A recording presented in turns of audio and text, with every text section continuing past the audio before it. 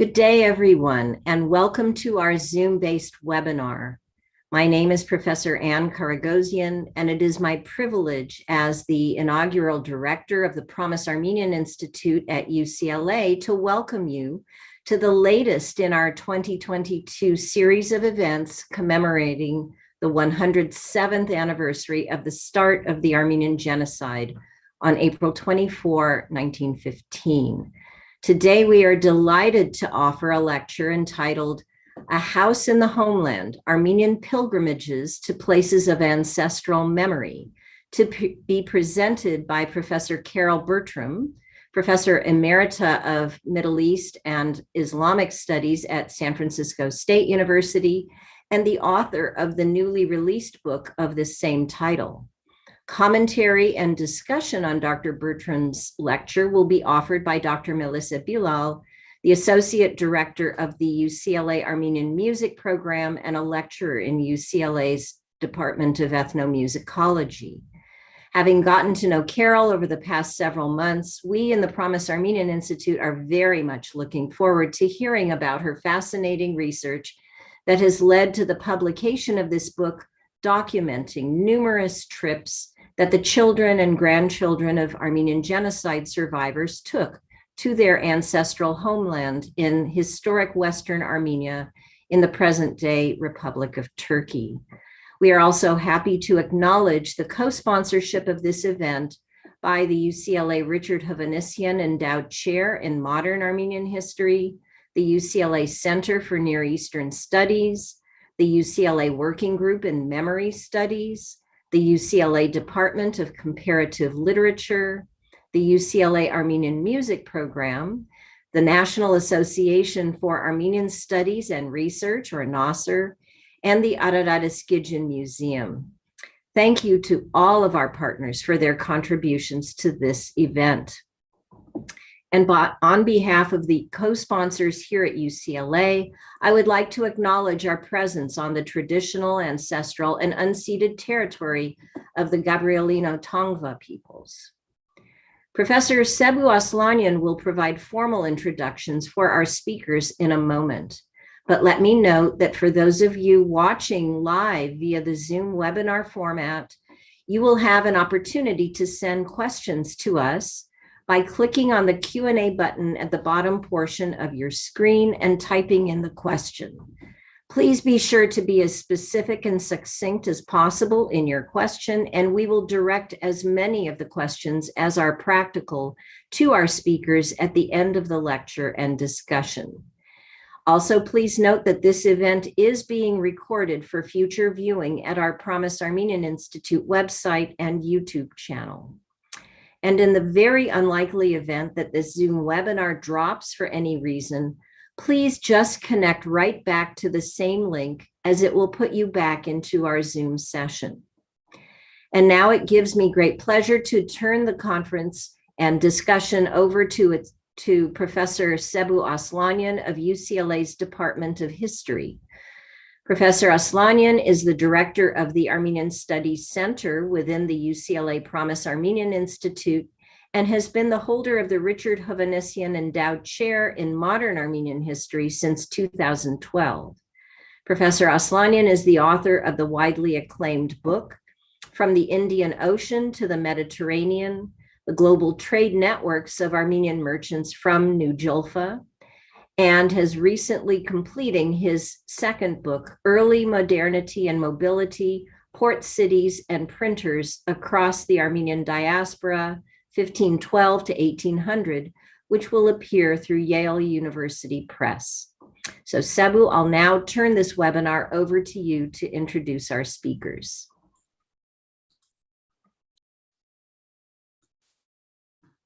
Thank you. Thank you very much. And for that wonderful introduction to the event, as well as your kind words about me. I join my colleague now, Dr. Ann Karagosian, in welcoming all of you to this important event hosted by our institute. I will provide first brief introductions to our distinguished lecturer, Dr. Carel Bertram, followed by some remarks on our discussant, Dr. Melissa Bilal. We are truly honored and thankful to have both of them join us today in making this event possible. After my introductions, Dr. Bertram will deliver her talk for roughly 45 to 50 minutes, followed by a 10 to 15-minute discussion and commentary by Dr. Bilal. Dr. Karagozian will then offer a slideshow showcasing the pivotal role of our very own Armen Aroyan in conducting these pilgrimages and visits to the ancestral places of many Armenians today. I ask you, the audience members, to write down your questions, as Anne reminded us, as succinctly as possible, and to communicate them to us via the Q&A option at the bottom of your screens. When the lecture and discussion have concluded, we will field as many of them as time will permit. Dr. Carel Bertram is Professor Emerita in Middle East and Islamic Studies at the Department of Humanities, San Francisco State University. She received her MA in Near Eastern Studies at the University of California at Berkeley and her Ph.D. in Islamic art history right here at UCLA. Trained in the visual culture of the Ottoman and post-Ottoman eras, Dr. Bertram uses art, architecture, cities, literature, ethnography, and oral histories to study how individuals and communities alike use space and place to represent themselves in the world. Her work also lays bare how it is that memories of place create a particular historical consciousness, especially when remembering a home lost to time or exile. Some of her ideas formed the core of her 2008 book, Imagining the Turkish House, Collective Visions of Home, published in 2008 with the University of Texas Press. This book was subsequently translated into Turkish and published by the progressive publisher İletişim Yayıncılık in Istanbul in 2012. Subsequently, Professor Bertram researched the quest for connection to the past among members of the Armenian diaspora who made pilgrimages to the lost homes of their families in Anatolia. Her most recent book, A House in the Homeland, Armenian Pilgrimages to Places of Ancestral Memory, from which she will draw today, appeared with Stanford University Press just very recently in 2022. I have fond memories of first meeting her at the University of Chicago when I was teaching a seminar there as a Dumanian visiting professor, and I am very happy to reconnect with her at this important event. Her discussant today, Dr. Melissa Bilal, is the Associate Director of the UCLA Armenian Music Program and lecturer in the Department of Ethnomusicology. Previously a Distinguished Research Fellow at CNES here at UCLA. Before coming here, she was an assistant professor in the School of Humanities and Social Sciences at the American University of Armenia, where she continues serving as a core team member developing the Gender Studies minor. Bilal studied sociology at Boğaziçi University in Istanbul and received her PhD in ethnomusicology from the University of Chicago. Her recent publications include Lullabies and Places and the Memory of Pain, Armenian Women's Remembrance of the Past in Turkey. Her book, Voice Imprints, Recordings of Russian Armenian POWs in German Camps, 1916 to 1918, published in Berlin. And her work, My Heart is Like Those Ruined Houses, Gomidas Vartabed's Musical Legacy, co-authored with Burcu Yildiz, that also appeared in 2019. As with Dr. Bertram, I met Dr. Bilal at Chicago around the same time and consider her among the most talented and perceptive scholars working to enrich and conjugate several cognate fields, including Ottoman studies, Armenian studies, ethnomusicology, mnemonic studies or study of collective memory, women's and gender studies, and among other fields. Her forthcoming book with Stanford, co-authored with Dr. Lerna Ekmekcioglu, Feminism in Armenian, is a critical anthology of the history of Western Armenian feminism. Bilal's work has always stood out for me, both for its analytical sharpness as well as its admirable commitment to issues of social justice across the globe. So without further ado, I now turn the virtual floor over to Dr. Bertram to deliver her talk, following which Dr. Bilal will then offer some remarks. So without further ado, Carel, I turn the virtual floor over to you. Thank you for making this event possible. Thank you. Thank you, Sabu, for that very generous introduction. I am really thrilled to be here. I also want to thank Anne Karagosian and also the Promise Institute itself for inviting me. And I'm grateful to all those other institutions that you listed for chiming in with their support.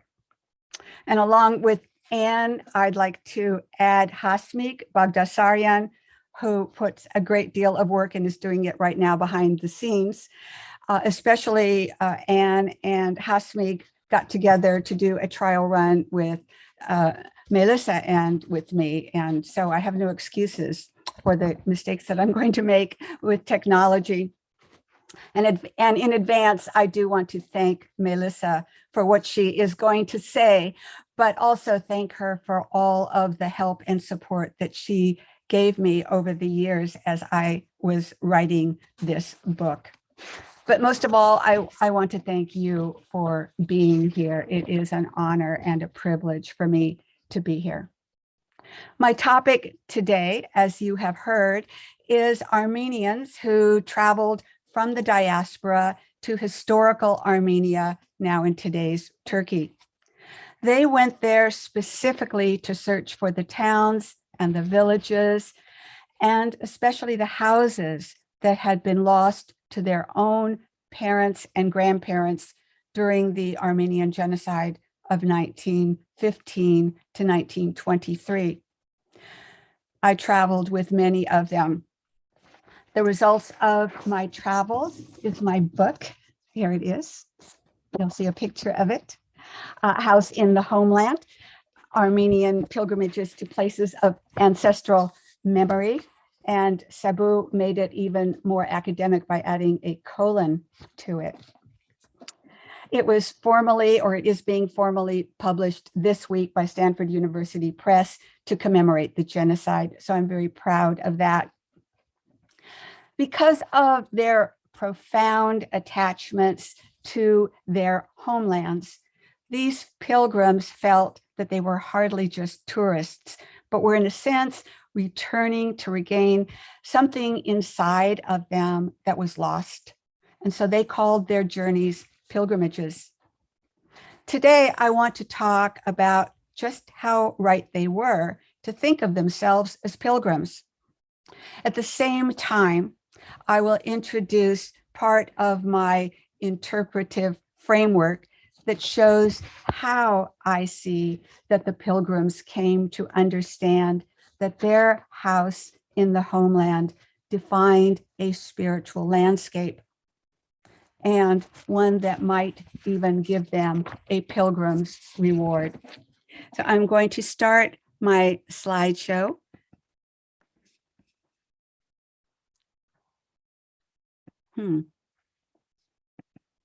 Try this one.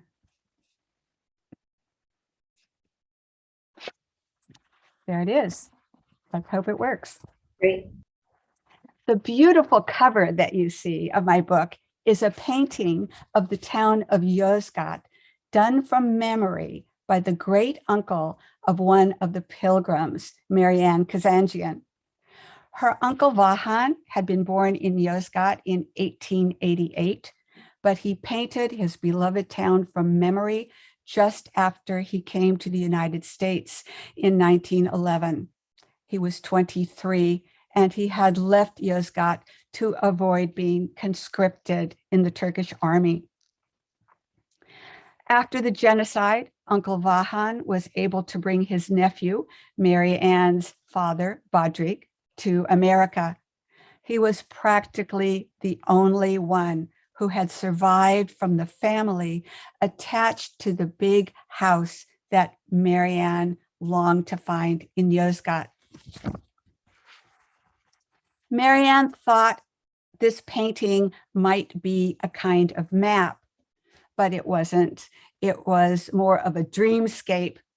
She would never have found her house. She would never even have gotten to Yozgat if she had not been traveling with Armen Aroyan. The pilgrimage she had joined was one of the many hundreds maybe of small caravans of pilgrims that Armen began taking to historical Armenia at the beginning of the 1990s. And he didn't stop for over 25 years. Armen, if you're listening, I hope I have this right, but what I do have right is, because I was there, that Armen had the singular ability to leave the highway, or in the 90s, the 2-lane roads, and find the hometowns and villages that had made up Ottoman Armenia. These places were often as not off the highway, but often also off any map. Furthermore, some villages had been destroyed. Most had lost their original names.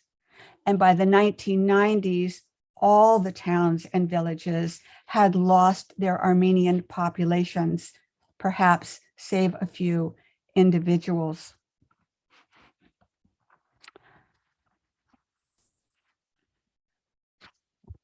The many of the people traveled in this book went to the villages that I put on my map. They're not all of the villages are there, but I tried to give an idea of what we covered in Western Armenia, historical Armenia. Armen found Marianne's ancestral house in Yozgat. But even though it was a huge mansion, it wasn't easy to find. And that's because it too was hidden, because its Armenian history had been erased. So here it is. Armen discovered it through his research and probably through his eavesdropping. He was the pilgrim Sherlock Holmes and their Marco Polo. Besides his knowledge, Armen had both the caring spirit and the grit to get each pilgrim to their parents' and grandparents' village, which for them was the beating heart of their homeland. Between 2007 and 2015, Armen welcomed me on about a dozen pilgrimages of various sizes, and I'm ever grateful to him, as my dedication page will show. But my work follows more than 100 pilgrims. I added about another 300 voices by reading books, memoirs, and blogs, some of which began to appear as early as the 1950s. But a large part of what I read came from essays written for Armen for a collection that needs to be published. And Armen also shared his videos, some of his videos from his many trips that he had taken over the years. Today, I will talk about what I found to be the most profound aspect of the pilgrims' experience. And that is the rituals that they created and performed in their hometowns. Some of them might even be called prayers. Here are some of the ideas in this talk: rituals, sacred landscape, poetic reverie or realm of consciousness, memory, and descendant pilgrims. Identifying the pilgrims' actions as rituals developed alongside my approach to the sacred as a place and also as a poetic realm of consciousness. Everything, however, the idea of the sacred and how one apprehends it relates to memory. And so memory as attached to place is a key concept in this book. It's also the long-standing personal intellectual interest of mine. But whose memory am I following?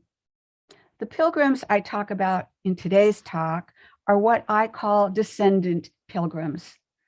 These pilgrims carry their family stories, but they themselves did not experience what had happened in those stories in, say, Arapgir or Tomarza. Their memory is of the hearing of those stories from their beloved survivor parents and grandparents in, say, Philadelphia or Racine or Los Angeles. This is what makes their memory so powerful, but also so completely and intensely autobiographical. In my book, I also talk about native pilgrims, those who were born in these home villages and who left at ages old enough to remember something about them. If you get a chance to read it, you'll see that the sacrality of the places that appear for native pilgrims is of a different register. Alitz was a descendant pilgrim, and when she arrived with her cousins in Hassan Beyli, the house she was searching for felt like a sacred light that emanated from her grandmother's telling. The first time I heard my grandmother say Hassan Beyli's name, my grandmother's glad tidings from Hassan Beyli was every Christmas Eve, 3 magi, those wise beings, Melkon, Caspar, and Bagdasar. From far away, they found a way to have the good news of Christ's birth come to our door. Alitz's poetry documents how her memory became a reverie for her. I'm sitting next to my grandmother. My eyes are on her sewing basket and colorful wools. I am 8 years old. Pilgrims like Alitz had traveled to be at the places their families had loved as home. They had talked about their orchards, their mountains, their festivals, their churches, and their schools. But most of all, they had talked about their families and their houses. In fact, Alitz made clear that what she is searching for is the house that was from my childhood inscribed on my soul. She was never sure she found it, but maybe she did. I call these heard stories memory stories. It is these stories and the spirits of the tellers that seem to burst forth at the place of the home and identify it as a sacred landscape. The philosopher Mircea Eliade sees space as either sacred or profane, and I'll talk about the profane as I go along. Eliade's example of the appearance and recognition of the sacred is when God suddenly appeared to Moses in the form of a fire that burned continually, but miraculously did not consume the bush that held it. It was this revealing that marked the place as holy because it interrupted the profane, which to Eliade was ordinary space. Draw not nigh hither, says the Lord to Moses. Put off thy shoes from thy feet, for the place whereon thou standest is holy ground. I saw how pilgrims' memory stories from beloved elders seemed to miraculously erupt in the landscape when the pilgrims arrived in their home village, and they burned on and on.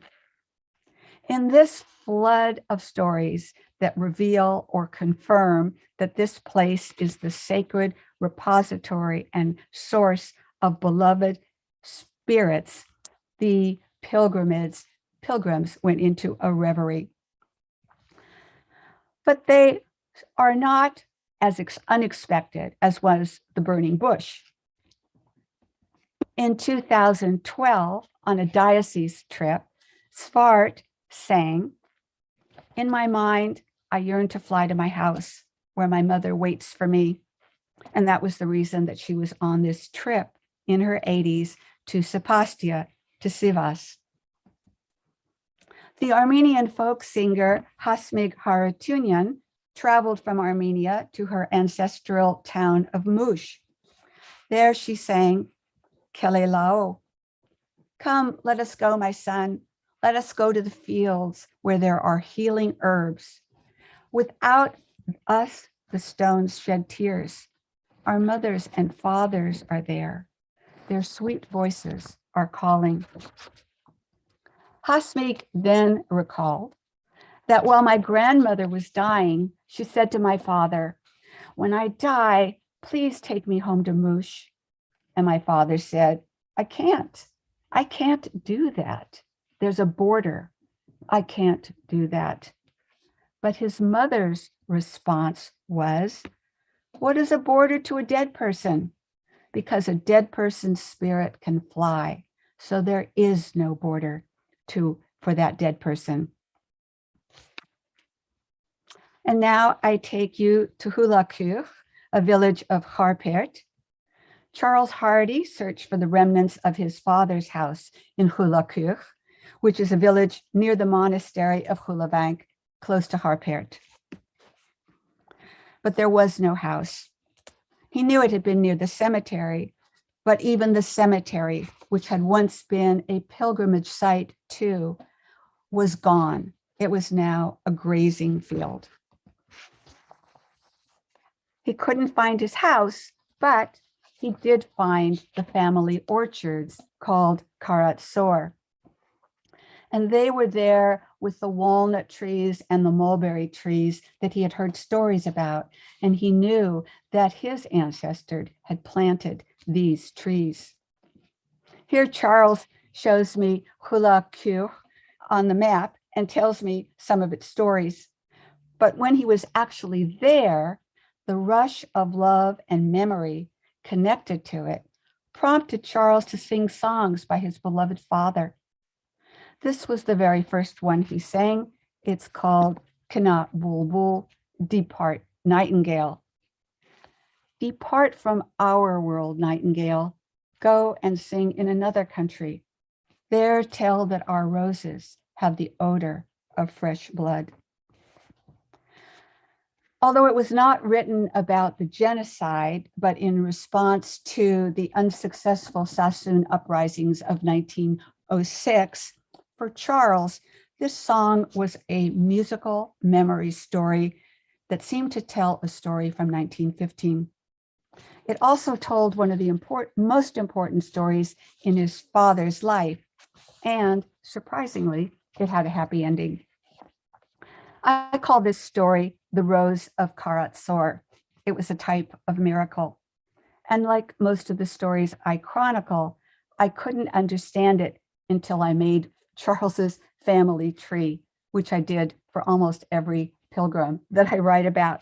But Charles, if you are watching, I apologize. I usually get something wrong. I hope I got it right. In 1926, Charles's father, Hago, who had come from Hulakur, was seriously ill after fighting as an American serviceman in World War I. He wasn't expected to live, so his relatives from Racine came rushing to see him. But they found him alert and smiling. He had been revived by a dream in which he and his aunt Miriam were together in Hulakur, in the Hulakur gardens of Karatsur. In his dream, Miriam had pointed to the garden's last rose and told him to pick it and to take it home. When his relatives found him so improved in his health, they showed him the newest copy of the Armenian American Hieronymic Daily that they had brought along. Among its notices of survivors, which the Armenian community read hungrily, they had found the name of Miriam's daughter, his cousin Hegnar Herdian, who was alive in an orphanage in Greece. At that moment, Hagop's dream became clear to him.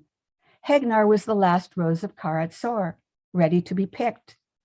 The family had thought she had survived, as Charles's uncle in Racine had one precious letter from 1922 suggesting that she was then in an orphanage at the nearby monastery of Hulavank. The letter was written in Ottoman Turkish letters, but the words were in Armenian, sounded out by some optimistic scribe who seemed to have no knowledge of spelling.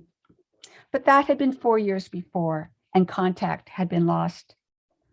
Hago vowed to find her and to bring her to America, and he got out of bed, and he did. This is the orphanage.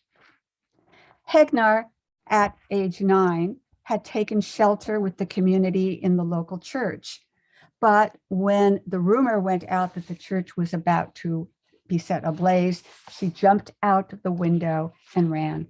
As she told it, she foraged like a chicken for weeks. Finally, finding some family, perhaps the letter writer, she ended up in an orphanage, probably because those relatives did not have the means to care for her. Charles's father died young, so Hegnar became his beloved tie to the past, and many of his memory stories come from her. Understanding that tie allowed me to understand his experience and his yearnings.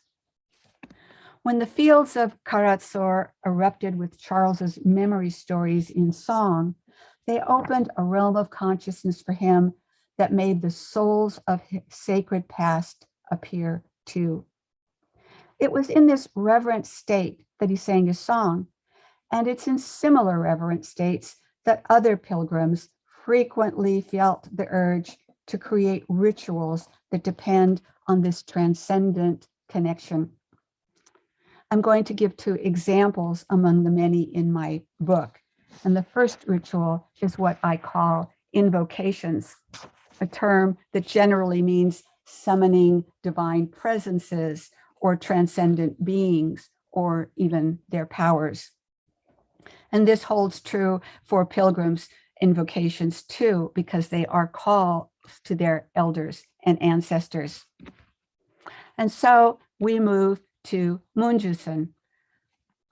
On one of his early trips, Armen took Vahe Migruni and his family to Munjusun, a village of Gesaria, Kayseri, that Vahe associated with his father Armenag and his mother Vergin, born in Kayseri, close by.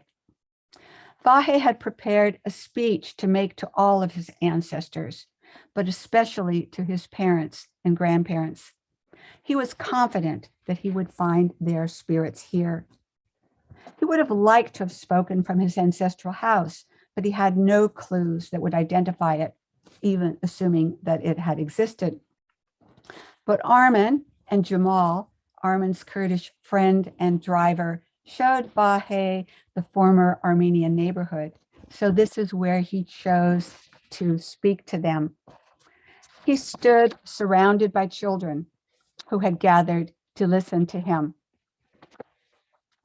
After naming all the family members and invoking his grandparents directly, he said, in short, "We are here. We are here to love your land, to breathe the sweet, clear air, to give us life, taking life from your pure air, and feel a bond with the rocks and the land and all that's around us, to feel your presence." This is a short distillation, which he repeated to his daughters and son-in-law in English, but the full invocation, translated in my book, was given in Armenian because this is what his ancestors would understand, and he was speaking to them. He preserved the sanctity of his ancestral home by not focusing on genocide-related stories, but they were in there, and he shook with their knowledge. In 1915, his mother, Vergin, at age 13, left Kayseri with her mother on the death marches, but survived by being taken in by a Bedouin family, only to become their slave. They had tattooed her face and then murdered her mother. Vahe carried the manuscript of her story, Vergin, a survivor of the Armenian genocide.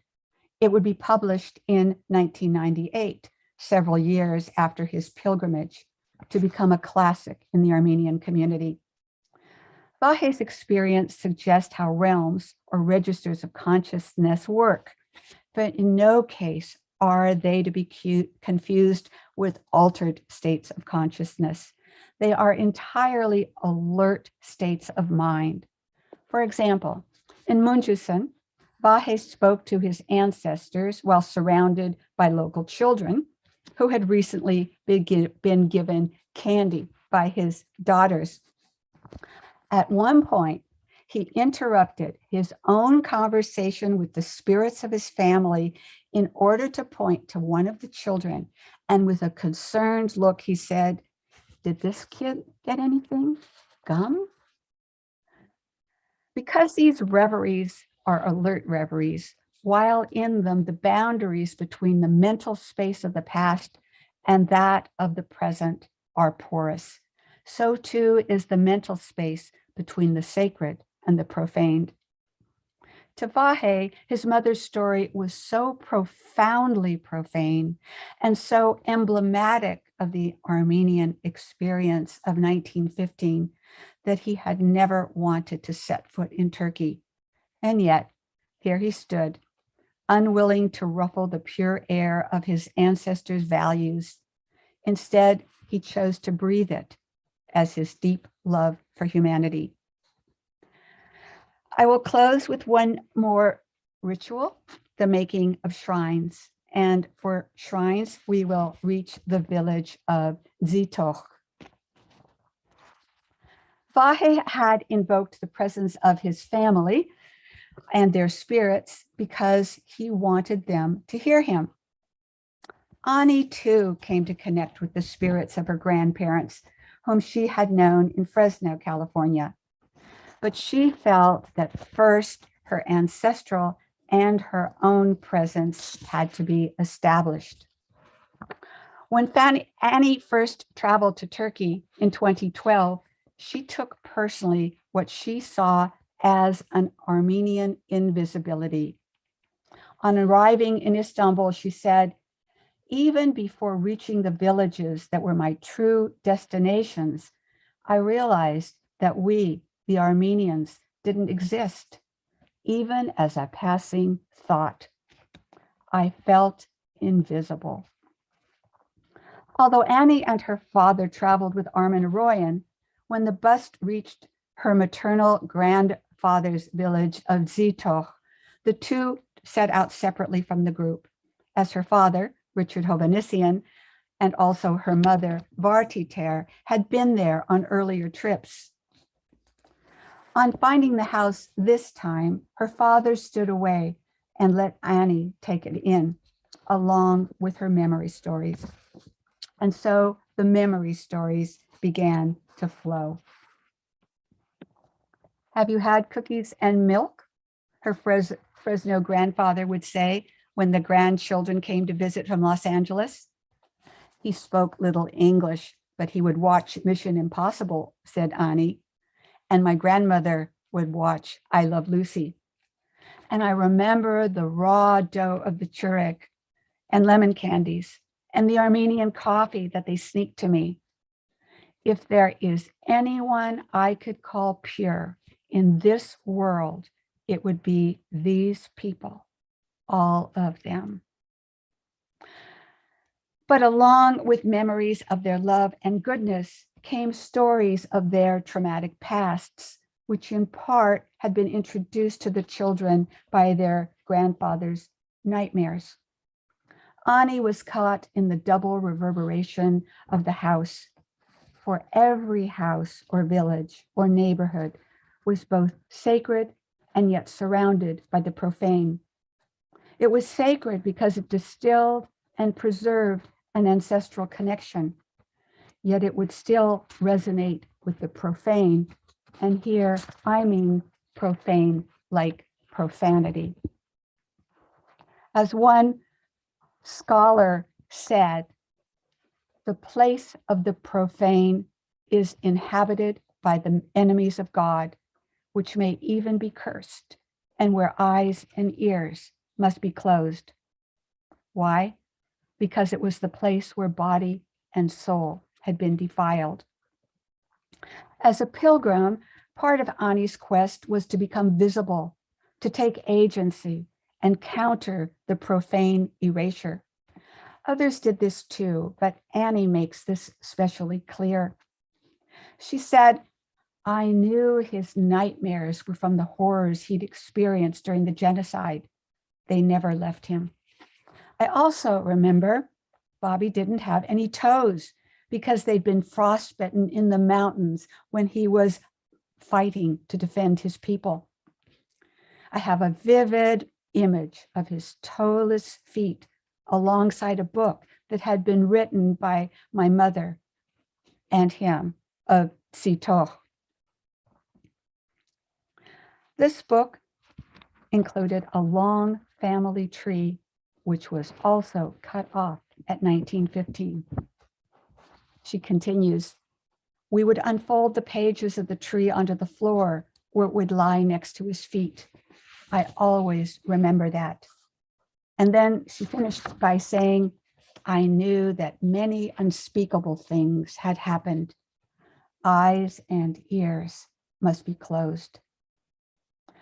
And so, by the skeletal remains of her ancestral house, her grandfather's house in Zitoh, a house being used as a barn, barely intact, its history annulled, Ani made a shrine. Its stones had been gathered at Armenian historical sites, like the medieval Armenian capital of Ani, for whom she had been named. And on them, she placed leaves and soil, carefully collected and brought from her family towns and villages, including her grandmother's native Urdu, and from Harpert and from Mush. And then she decided to leave her shoes. This act made clear that her shrine was indeed an opening to the cosmos. As Eliade reminded us, for religious man, space is not homogeneous. He experiences interruptions, breaks in it. Some parts of space are qualitatively different from others. Draw not nigh hither, says the Lord to Moses. Put off thy shoes from thy feet, for the place whereon thou standest is holy ground. Ani had made a shrine to the transcendent holiness of her ancestral house and the purity of its souls. And through making it, she had made it and herself visible. But she had also given her grandfather's house back its history, even if her shrine would only be permanent in her photographs. Perhaps what my sustained observations have most made clear to me is that these pilgrims, in various ways, were always working to make a choice. And they almost consistently used their memory stories to restore to their personal homeland a wholeness that was lost. They also chose to take control of a history that seemed to have ended in 1915. For with their bodies and their poetic sensibilities, they not only reified their sacredness, but made these places part of their own stories as the places where they themselves had made connections with their ancestors, whose lives they saw rooted in these houses, in these neighborhoods, in these communities, nurtured by love, family, and faith. Aliza's burst of memories were a part of a poetic reverie that invited her grandparents in. She and her cousins, who traveled with her, later performed a type of communion with them. When Charles sang in Karatsur, his music was a memory story that opened a realm where he could sing for, to, and maybe even with his father, perhaps even thanking him for the gift to him that was his Aunt Hegnar. Vahe, whose words were inhaled and exhaled through the clean air of Munjusan, blessed that air as the inheritance of the values that his mother and his people had sustained. And Ani, like the others, had entered history with an almost real-time participation and made certain that its memory was given permanence. Certainly, no pilgrim, no matter what the pilgrims did, could ever undo or even diminish the genocide. But by ritually connecting the living strengths and values of the tellers of memory stories back home to the life worlds that were lost, they activated. They became actuations of repair. By their courage to travel in what must have seemed like the scariest place on earth, and perhaps by accepting the grace of their ancestors, the miracle of pilgrimage emerged. Their reward was a living connection to the places of their past that had been denied to them. And this gave them, to some extent, a type of healing. Before I end, I want to draw your attention to the poem that the poet Gregory Janikian kindly allowed me to put on my map. And it stays with me as I read it. I think it alone is my book. I really didn't need to say anything but that. It's going to be hard for me to read because it's not really on my screen, but oops, there we go. I'll do my best. And I can tell you that the dream I have is to walk back to this. I don't know. I should know it by heart. I'm sorry. To this place and village, probably. Walk back to this village and stand in the square for a moment, feeling the history of it on my skin. A history of departures, vanishings. I think it's perfect. Thank you very much for this and for your listening to me. And I now turn the microphone over to Melissa.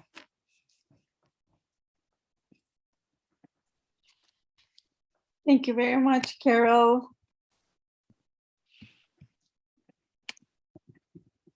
Thank you for writing this book, writing it so caringly. And thank you, Armen Aroyan, for making all this possible. I have never met you, but I can powerfully feel the magic of your massive work. I couldn't finish reading the book yet because it arrived from the press only a few days ago. So congratulations, Carol. And I'm really looking forward to going back to reading it because it is truly very engaging so far. I am privileged to have witnessed the process of the creation of this book. Over years, Carol shared fragments with me, and I saw the manuscript of the music chapters, and moreover, our visit to Aunt Helen back in 2008 was one of the most memorable and emotional moments of my life.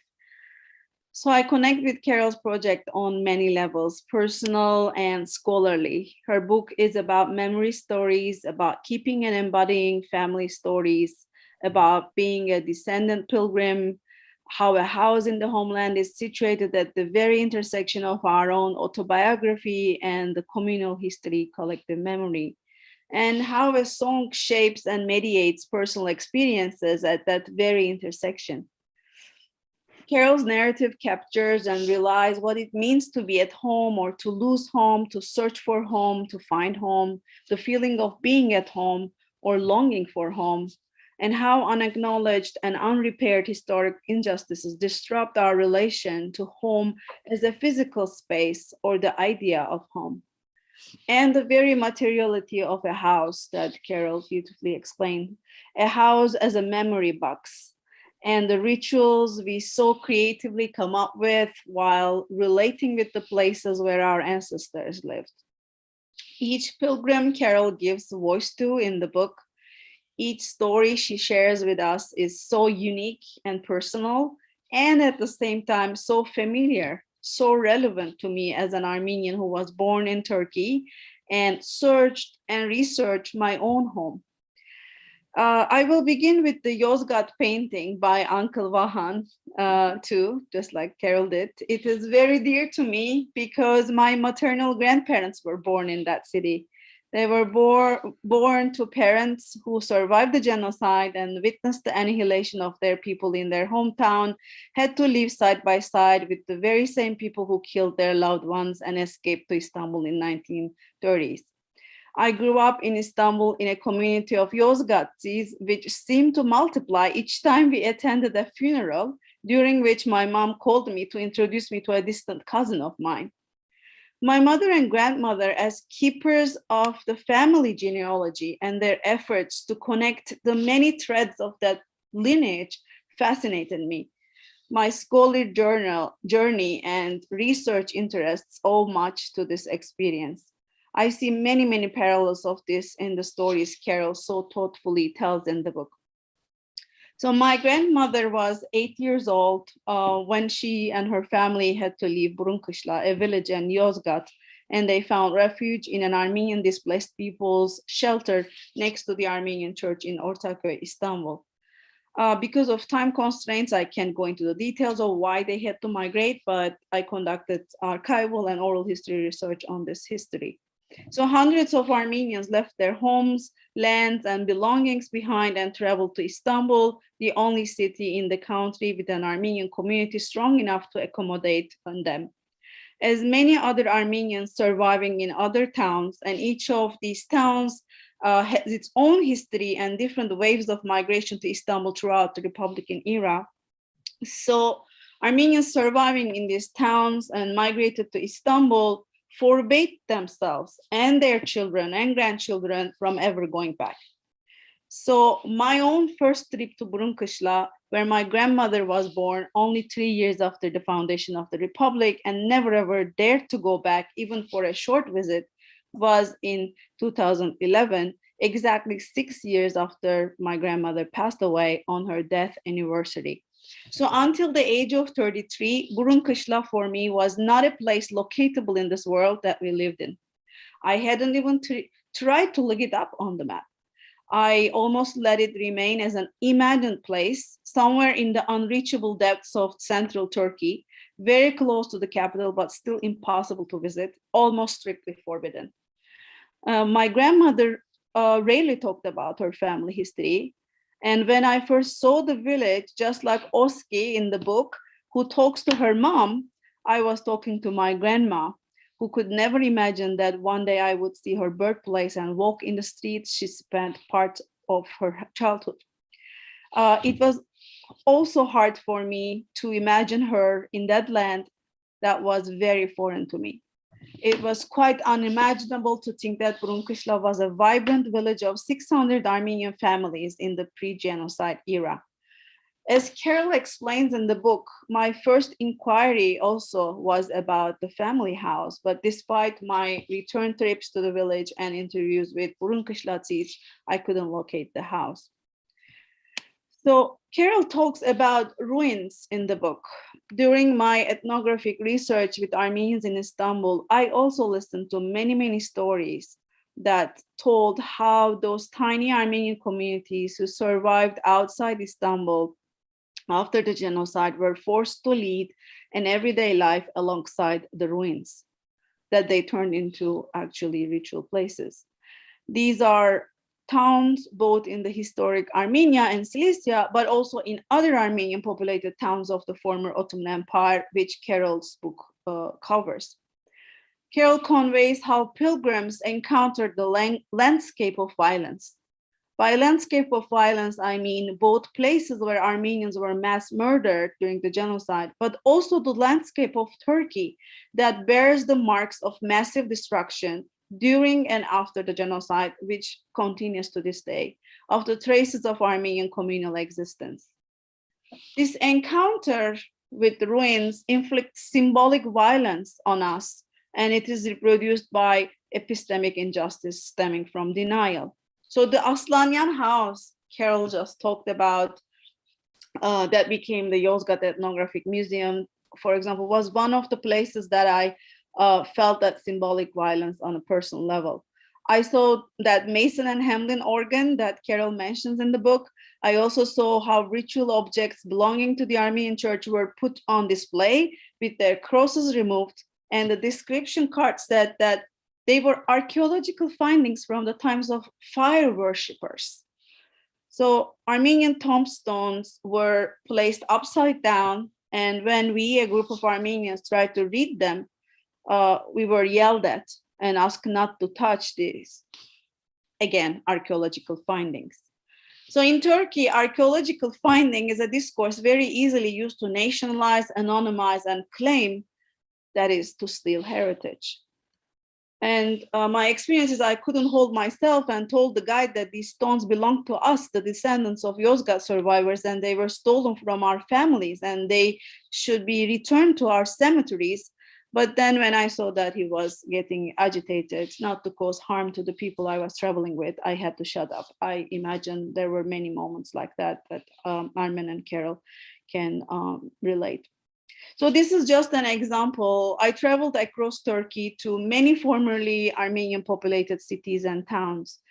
And during that short bracket of time in the past decade, when it was possible for us, Armenians of Istanbul, to organize our own heritage tours, as a descendant of genocide survivors from the northern, western, and central parts of the country, my family, I had the first-hand experience of this uneasy encounter with the bare evidence of the desire to wipe Armenians off the land.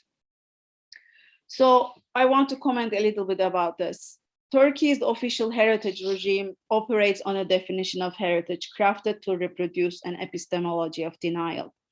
The genocide was a massive campaign of annihilation of an entire population and the marks of its historic presence in the land subsequently territorialized by the nation state, that is called Turkey. Consequently, throughout the Republican era, while Armenians were erased from local and national historiography or ascribed roles suitable to the desired version of historic narrative, state institutions in Turkey or entitled actors did not shy away from looting Armenians' ritual or everyday material culture and destroying or expropriating the infrastructures of education and culture they built across the Ottoman Empire with tremendous efforts of fundraising and activism. Turkey's state's denial legitimized destruction of Armenian heritage in Turkey. Notwithstanding successful or unsuccessful attempts at recovery, the structure of the genocide, and I borrow the conceptualization structure of genocide from Patrick Wolf's work on settler colonialism, structure of the genocide continues to determine our present. Armenians in Turkey continue to resist against confiscation of their collective rights, which assure their survival as a community today. Their daily existence in Istanbul or in Vakıflıköy, Vakıfköyr, or elsewhere in Turkey, where a few Armenians still endure, in and of itself is a struggle that necessitates inventing strategies to protect what has been left to them. They feel responsible to allocate their already scarce financial resources to save their cemeteries from confiscation and dishonoring, to prevent further destruction of the physical evidences of their past and the present in the country, or just to be recognized as actors who took essential part in the making of Turkey's cultural and intellectual heritage, but remain unacknowledged. Briefly, land, economic, and cultural dispossession define Turkey's state's colonial policies towards Armenian lives. And as we read in the book, pilgrims who visited Turkey, who came from outside, also encountered with the same perpetrator and denial state. And the book for me is also an encounter, powerfully shows the encounter of these pilgrims with the conditions of local Armenians. So I wanted to bring in this context, the perspective from an Armenian of Turkey. And I would like to conclude my comments by focusing on music, which accompanies the reader in different chapters of the book, but is more present in some specific chapters. These are the chapters I assigned in my class last term, even before the book was out, and I plan to include in my future syllabi as well.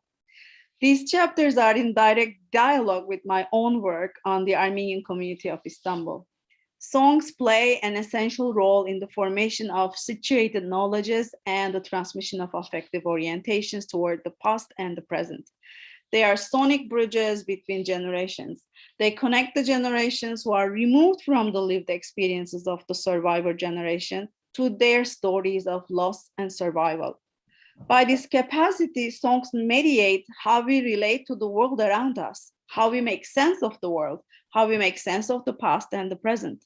They shape our experience of home, what emotions we relate with home, how we make memories of home, or simply where is home, where is homeland, how our experience of home is also an experience of displacement and loss, themes that are all touched upon in Carel's book. Moreover, songs do not only tell stories, as Carel explains, they express opinions and emotions and commentaries. They carry linguistic and stylistic specificities of a locality, of home, on their very musical bodies, but also convey the historic presence of certain contexts that are absent today. For example, many songs keep the memory of the former Armenian names of cities and villages or geographic places which were relentlessly Turkified or totally erased from the map today, as Carel explained in detail. Songs also have a unique way of bridging storytelling and silence.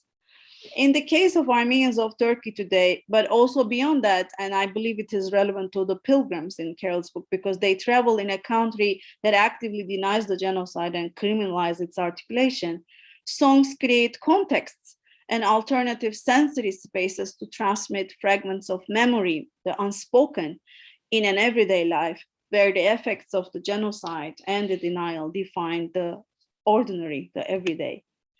So finally, as Carel witnesses, songs perform home, they perform history. And one of the beautiful example of this is how pilgrims start singing Giligya while entering Cilicia for the first time. So I will end here with a question for Carel. Carel, in the book, you make a reference to a memorial candle, a concept used for children of Holocaust survivors who are assigned to keep the flame of the past alive. You bring in this concept while discussing the Armenian practice of naming newborns after parents or children that were lost during the genocide. This connection you make and all your autobiographic engagement in the book, your voice as a pilgrim and an interpreter and an author, that is very present in the book, which is essential and what makes it so powerful in memory studies. You reflect on your personal journey in the making a book section, which deeply moved me and brought a whole another layer to your project. Could you please elaborate a bit more about your family history, your family story, your own journey, and your personal and emotional relation to these pilgrims and the places you visited with them? Thank you.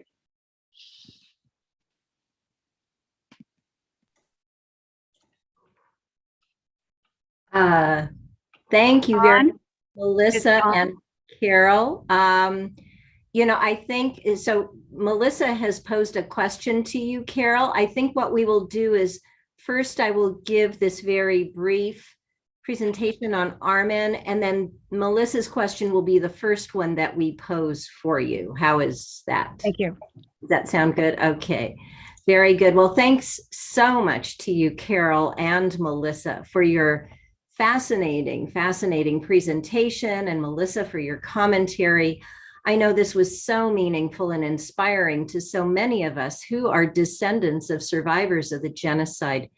And in the Promise Armenian Institute, we are very grateful to you both for making the memory stories and your book and its importance known to us and known to our community. So thank you so much. Now, as was mentioned, before we move on to our questions from the audience and from Professor Aslanian and me, I would like to note that the leader of the pilgrimage tours, that the trips that Carel described, took place over a period of nearly 30 years by our own Southern California treasure, Mr. Armen Aroyan, who in fact is in our virtual audience today. So to provide just a bit of background on Armen, the trips he led, and a newly established library and museum in his honor in Pasadena, we have just a few slides that I will now share with you. So we'll go, hopefully this will project appropriately. All right, I'm hoping that you can all see these slides. So once again, this is designed just to provide our audience with a brief background on the extensive pilgrimage tours and trips that were led by Armen Aroyan and that were featured quite prominently, obviously, in Carel's book. So in fact, Armen is an engineer by training. He lives in Pasadena, California. And in fact, in the early 1990s, he began to lead these trips to take small groups of Armenians from around the world, but largely the United States, to their ancestral homes. And between 1991 and 2018, this was his full-time occupation. He led over 100 such trips to various towns involving nearly 1,500 travelers. And as Carel mentioned, did extensive research for each one of the travelers on how to find their family homes. He was singularly successful, as Carel mentioned, in guiding these because he would take people off the beaten track. He's fluent in Turkish and was able to interact very successfully with the local Turkish inhabitants. As I say, he led over 100 trips. After the trips, he actually had reunions. This is just one such example from 2016, a reunion group that was that gathered at the Ararat Eskidjan Museum in northern part of Los Angeles County. Some of you who live here in Los Angeles will recognize many of the faces of these pilgrims, including our own Professor Richard Hovhannissian and his family. And here is Armen up here. So just a word about the archives that Armen has generously provided in establishing this library museum, which is in Pasadena, California. Here is the website where you can gain information about this. I believe Hasmik will be posting this in our chat, where you can find information on the extensive collections of documents that Armen has, photographs, but there are also 400 hours of video recordings that are being curated by the USC Institute of Armenian Studies. So we encourage our audience to learn more about this museum and library, be in touch with the staff there, and also to perhaps visit if you are in Southern California anytime soon. So there I will end just our brief outline of the Armen Aroyan Museum. And so now I'll go, we'll start to curate questions, Professor Aslanian and me, but let's go to the first one that Melissa has posed for Carel pertaining to your own background and your connection to all of these trips. Perhaps you could share that with us. Well, thank you. And thank you, Melissa. That's a big question. And like other big questions, every time you answer it, you give a different answer because there's so many ways to look at it. I am Jewish, and my family, like many Jews, come from all over the place. I have family from Palestine, family from Ukraine, family from Moldova, Romania. And so I come from a background where we understood that we came from somewhere else.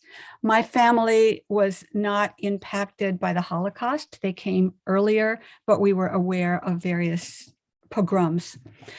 But my grandparents never spoke about them. They never spoke about anything about their pasts. And I remember a friend of mine saying when I was working on this project years ago, why are you doing this? Why aren't you talking about your own history? That's what we need to do. And I felt over time that this was my history, only translated.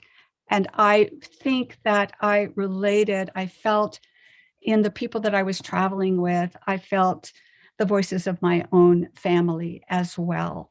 So that is the short answer. Okay, thank you very much. And now I'll pose a very quick question and then go to Sebu. So Carel, your presentation was just wonderful. And so many of us, I think, resonated with the longings, the memory stories of the pilgrims you documented. I wonder, in your trips and in the documentation you have provided, were there any systematic differences that you observed in the memory stories and reactions by the pilgrims who were, say, grandchildren of genocide survivors as compared with the children of genocide survivors, or those, who perhaps were more directly, consistently impacted by their stories? That's a very good question. I admit to not having thought about it, but it's worth thinking about. The first thing that comes to mind is something that Melissa kind of mentioned too, is the grandchildren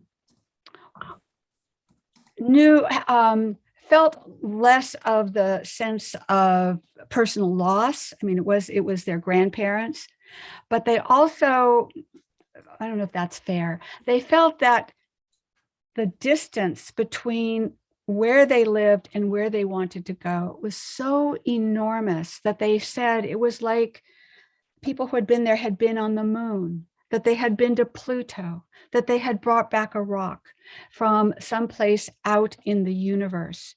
And so that's the distance that I'm talking about, that I felt, that the children didn't seem to feel. But I really think that's worth my attention. So thank you.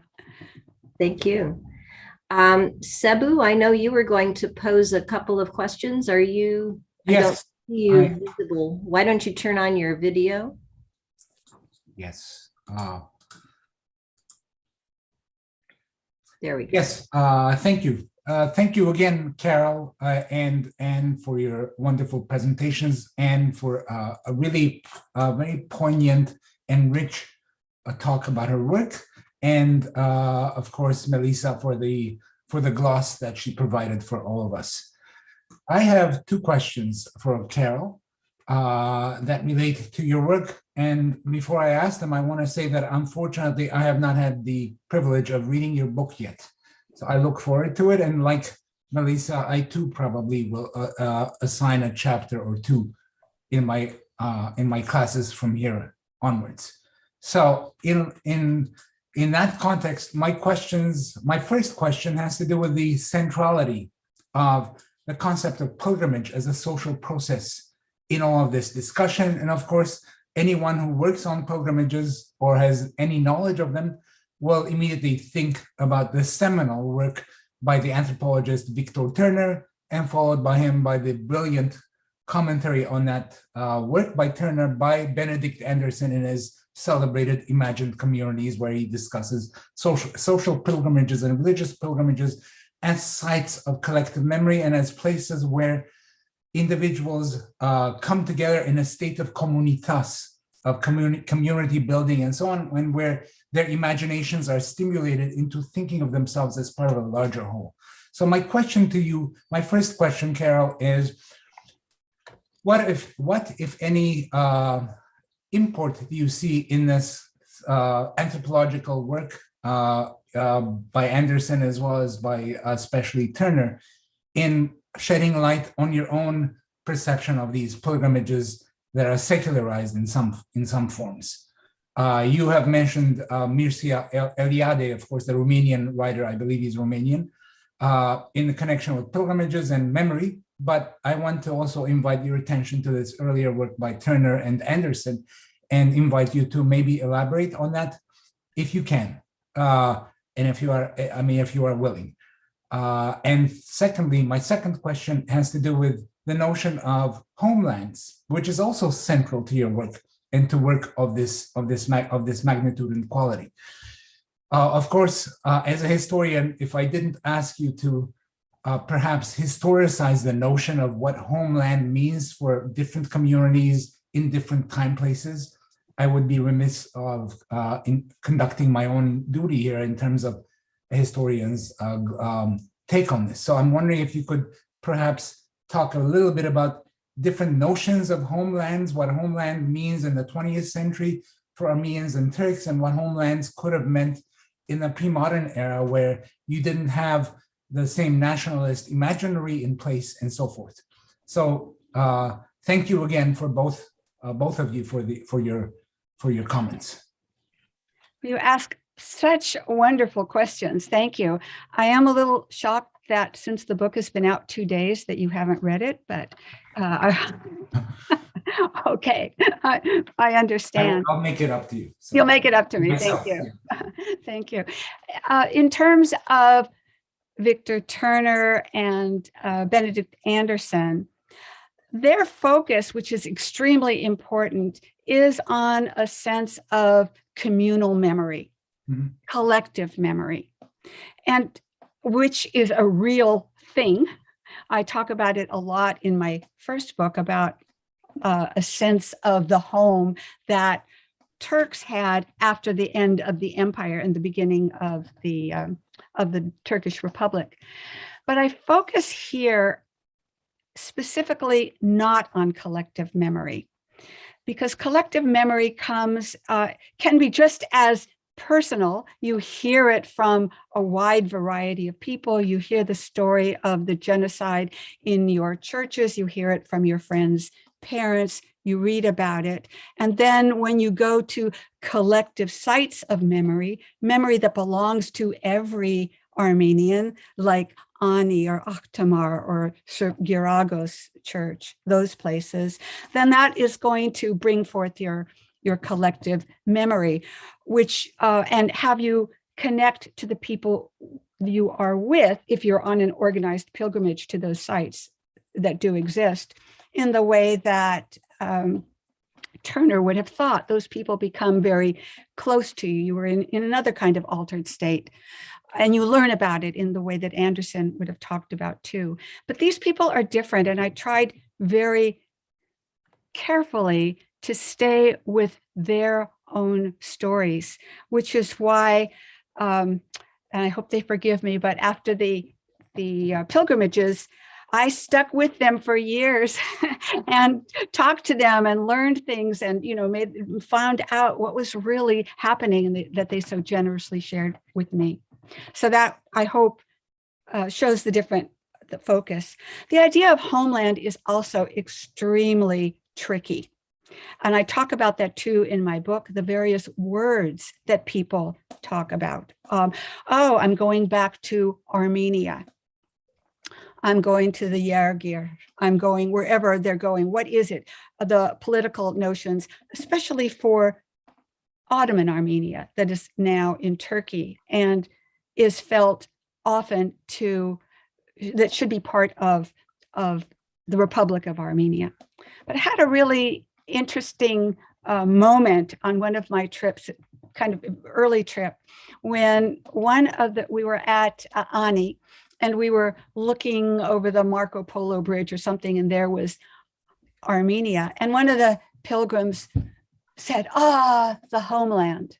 And the other person, both of these are now friends of mine, so I hope they're okay, said, that's not my homeland. Because he had just come from his village. And it was really powerful because in that village, he told what had happened to his family. And still, this was his homeland. So I think that that opens up the kinds of differences that I discuss. Thank you. Thank you. Anne, do you want to? Yes, we'll go to now an audience question. So our audience has just been enthralled with the presentation, by the way, as well as commentary.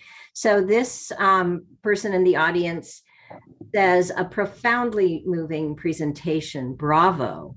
You ended, Carel, on the themes of pilgrimage and healing, but were there examples of unsuccessful searches and new ruptures that evolved from not being able to find, an ancestral home that you are aware of? Everybody is so brilliant here. I can't thank you for this. And it allows me to bring in examples that didn't fit. Of course, for certain chapters, I have blinders on because I'm making a point about the sacredness of these places. But there are several examples of people who maybe didn't find their houses, and maybe it wouldn't have happened, but there Dorothy was in Diyarbakir spitting on the ground. This was not sacred in any way for her. There was nothing sacred. And I could only hope, because it would help my book, if she had found her home, she would have had a slightly different, her house. It might have changed things. And there were also, I have a whole chapter on a woman who went to, now a good friend, who went to Diyarbakir, and her ritual was to try to hide a photograph of her family.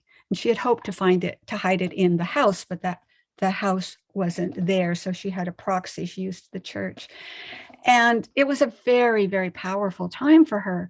But when she left thinking, I am gone from this place, because the feeling of the aliveness of the genocide still, and especially in a Kurdish area where the Kurds were suffering in the same place, made any sense of sacrality impossible. Thank you. Sebu, would you like to go next, or I can offer another question? I defer to you, Anne. Okay, great. So this question actually is for Melissa. Melissa, you have spoken so poignantly about your own search and discovery as an Armenian born and raised in the Republic of Turkey, of your ancestors' homes, and the efforts you made very clear of the Republic of Turkey in erasing the evidence of the Armenians' multi-thousand-year history in these lands. So I was wondering, Melissa, if you might share with us your own sense of homeland. You've lived and grown up in Turkey, you were educated there, but you've lived and taught and worked in the Republic of Armenia as well. And of course, the United States, and we're so delighted to have you here with us at the Promise Armenian Institute and in the Armenian music program. But perhaps you could share with us, if you are willing, your own sense of homeland. Thank you, Anne. I think just like Sebu, my perspective of homeland is very much informed, but also over-determined by my historical knowledge and perspective. But I also am an anthropologist, and I really share Carel's perspective on understanding people's definitions, personal and communal definitions of home. That's why I talked about feeling at home, longing for home.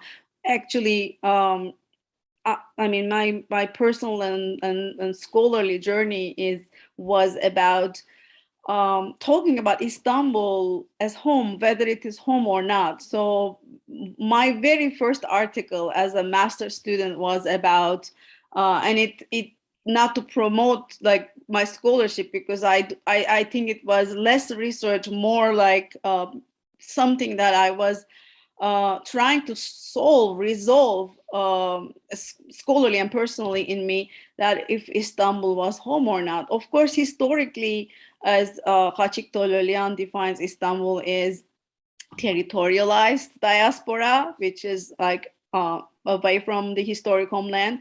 But for me, I was doing interviews to understand why Armenians in Istanbul feel so violated when Istanbul is considered defined as diaspora, because we don't call our community Kahut. We are not a diasporan community. So my experience as an Armenian who was born and raised in Istanbul was I was in an extension of the homeland. So I always felt like I was native. I was everything that, and actually also Turkey's policies that are very parallel with the colonial governance makes me feel like I am the native of that land, that in terms of relation with the state. Of course, I mean, this is a very complicated question. Historically, we have many answers.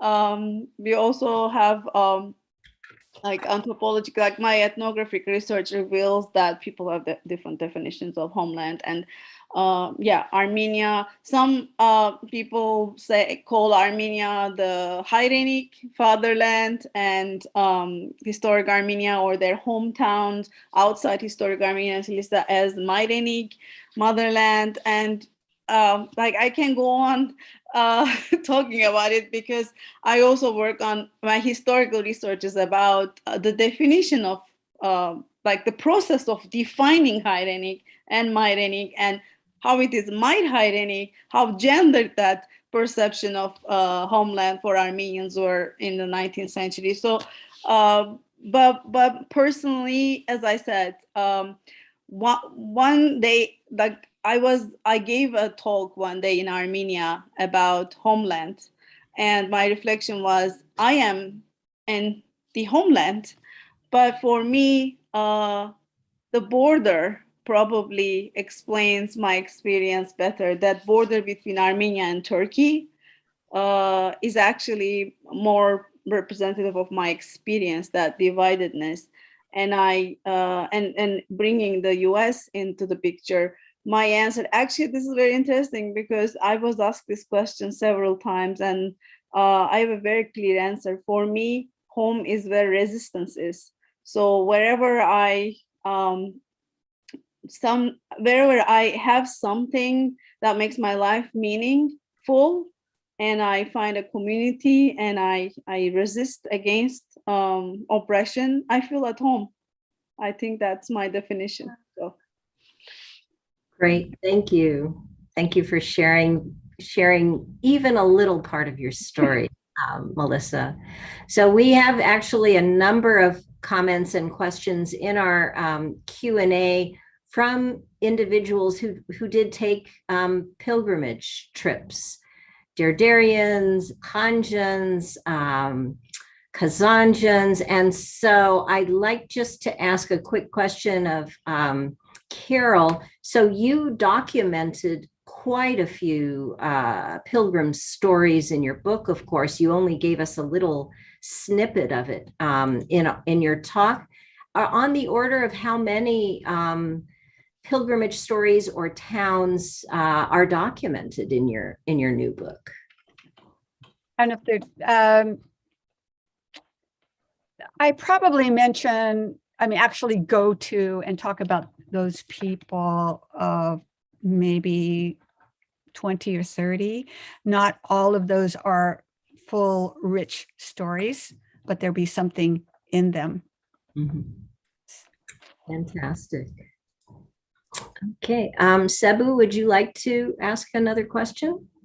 Well, I have a follow-up question to Carel. And in the meantime, I would also invite our dear audience members to pose their questions on the Q&A site at the bottom of their screens once again, and try to make those questions as resonant or as relevant to the readings or the discussion as possible.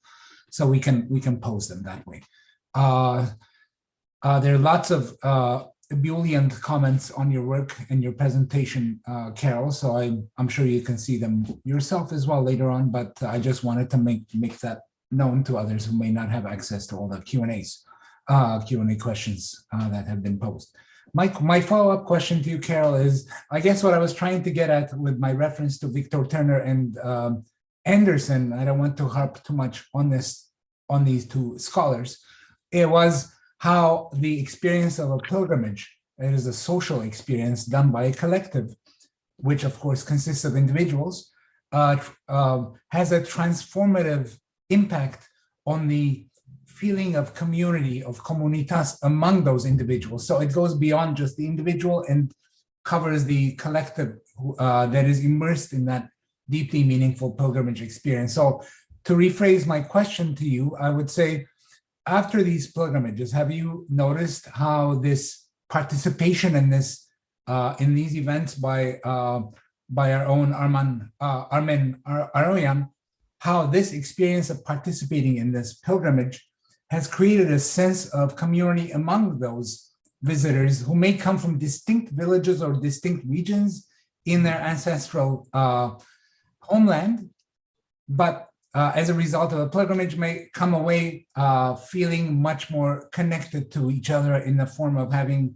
individual differences among themselves or regional differences collapse through this experience of comunitas, which is an equalizing force. Just like the genocide or memory of the genocide or denial of the genocide itself is an equalizing force for Armenians, survivors or descendants of survivors, I would assume that these pilgrimages are also deeply equalizing in the sense of collapsing differences among regional histories and regional belongings to one that is more imagined and more collective. If you could comment on that, I'm not sure if you followed up on these individual experiences and if you've seen some kind of transformation that occurs as a result of Armen Aroyan's trips there and as a result of coming face to face or finger to object kind of experience of this pilgrimage. It's a really interesting thought. I think that the type of, well, first of all, go back one step. The people who are looking for their villages identify with those villages. So they are Husnitsi, or they, Sapastatsi, wherever they feel that from their parents and grandparents. But they are also, for me, in the 21st century and long before, I think that that understanding of all these other villages had already taken place in the diaspora. And so at the very beginning, I remember my friend saying, oh my God, it would be terrible if I married somebody from a different village, that had long gone. And all that was wanted was intermarriage among Armenians to keep things alive, and that people knew the stories of the other villages and they were real to them. And some people, Marianne, for example, carried back soil from all sorts of villages that she knew when people said, oh, you're going there, can you get me something? And so she would go back. So I think that had taken place, and that there was a sense of the groups are very, very small. And I think that they sometimes knew each other, but usually didn't, and they connected to each other. But the sense of being part of a community had already happened. And so they fed into that larger community. They were not at all surprised that the person at the front of the bus was a relative of their neighbor. And they reconnected in that way. But it was part of a network or a net that was already in place. Thank you. Great, thank you. So a question now actually for Melissa from the research partner of Ani Hovhannisyan, Stephen Sim. So for Melissa, he says he has encountered inside historical Armenia, Armenian American tour groups, Russian Armenian tour groups, Iranian Armenian tour groups, as well as those from the Republic of Armenia. But he said he has never encountered any Turkish Armenian groups. Do such things exist? Have there been any, such pilgrimage-like tours of Turkish Armenians? Melissa. Yes, definitely existed. There were annual tours organized by Armenians in Istanbul for the actually to study and to explore and to examine the archaeological heritage. They were more kind of professional tours. It went on for at least 10 years every year to a specific a city, but it stopped. I mean, if you want to reach out to me, I can give you more information about who organized and what. Well, right now, what we have is mainly these tours are they had to stop, but we have now newly organized compatriotic organizations in Istanbul. They have been around within the last 10 years. They were founded, so they are organizing trips to for the people who were born in these places or their children, the families, to visit their basically to visit their villages like Sasun, Mush, there is Gesaria, Kayseri, Yozgat, Burunkushlatis. They have a compatriotic union, and they organize trips. So this is basically not tourism or not maybe, yeah, not even pilgrimage, maybe just visiting, organizing tours to visit their birthplaces. But before it was more like pilgrimage, everybody could join. Yeah. Very good. Thank you. So I think these sets of questions will bring us to a close. We do have, again, many comments and accolades for Carel, for Melissa, and also for Armen for his dedication over several decades to bringing these pilgrimage tours to our community, to our diasporan community largely. Some have asked, do these tours still take place? Well, a successor to Armen, one of his assistants, was leading tours until before the pandemic, as we understand. I would suggest that you write directly to the staff at the Armen Aroyan Library and Museum to learn more about that. So let us now bring to a close our webinar. Again, thank you so much to Dr. Carel Bertram and to Dr. Melissa Bilal for such a wonderful presentation and discussion.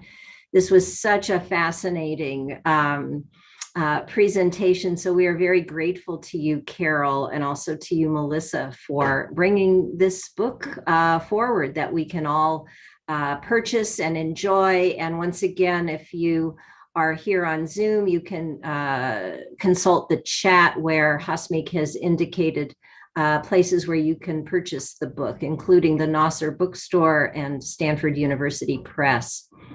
So let me thank our participants. Let me also thank, of course, our energetic Promise Armenian Institute Deputy Director, Hasmik Baghdasarian, who has been very active in all aspects of this webinar behind the scenes.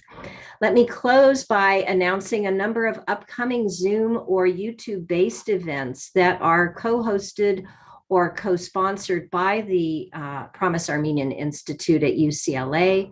On Monday, April 25, jointly with the Promise Institute for Human Rights, there is going to be a lecture on the life of Eliza Benimektian, the Armenian genocide's impact on performing arts in Turkey. This will be provided, the lecture will be provided by Asya Kadioglu, and Melissa Bilal, our ever-present local scholar, will be providing discussion commentary. On Tuesday, April 26 at 10 a.m., the Promise Armenian Institute will be hosting, jointly with the UCLA Cluster Course on Political Violence, a lecture entitled Unearthing, Discovering, Unlearning Armenian Indigeneity in Turkey by Taline Susian, and the discussant will be one of our local scholars, Dr. Ruken Chengil. Very relevant topic to what we have been talking about today. On Tuesday, May 3rd at 12 noon, the UCLA Department of Comparative Literature will be presenting the 2022 Michael Henry Heim Memorial Lecture, which is entitled Translating Erased Histories. And this will be provided by Dr. Maureen Freely of the University of Warwick. She is the translator of several books relevant to the genocide and written by Turkish authors who have partial Armenian descent. Many of you know of them and of Maureen. On Thursday, May 12 at 10 a.m., we are presenting a lecture entitled Folklore of the Silicon Mountains, Music, Tech, and the Future in 21st Century Armenia by Dr. Alyssa Matthias, who is one of our current Promise Armenian Institute postdoctoral scholars in ethnomusicology. And once again, the multi-talented Melissa Bilal will provide discussant commentary on that work. And then finally, on Friday, May 20 at 10 a.m., we are presenting another talk by one of our PAI postdoctoral scholars, Dr. Astig Kuzanian, who is a scientist, and her talk is entitled Doing Science in Armenia, From a Personal Outlook to Nanoscale Thermoelectric Photodetectors.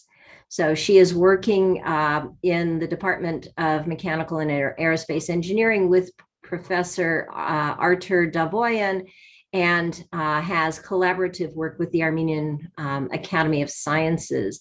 So we actually have a number of additional events planned for the coming few weeks during the current academic year. So I would encourage you to visit our UCLA Promise Armenian Institute website or visit us on social media to see more details on these events and how you can arrange to view them remotely. So once again, thank you for your attendance at this event, and we look forward to having you participate